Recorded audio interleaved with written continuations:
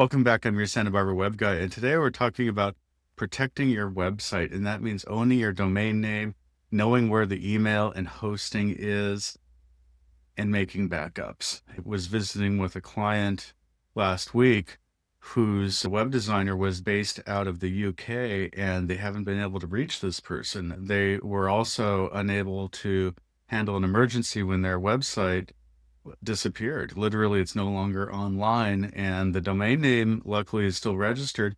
However, they don't have access to the domain name for actually creating a new domain and a new website for them, but they also lost all of their email as part of this process because the email was saved in a cPanel account on the web server itself. The business owner has literally just lost their online presence, and you've got to protect this. And the way you protect it is by having accounts in your own name and having access, making sure that it's shared with your web designer. And that means that when you're working with someone, you can grant them access, you can delegate access to them so that they can do what they need to, but ultimately the account has to be in your name so that you retain ownership, and then you can take over if anything happens, if the person becomes unresponsive or disappears, or access to the site itself, or in some cases, the domain name can even expire and you're helpless because it wasn't registered by you.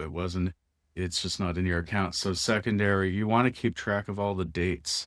What are the renewal dates? Usually these services are going to be paid for on an annual basis. And so you want to know what are the anniversaries of those renewal dates so that nothing gets missed.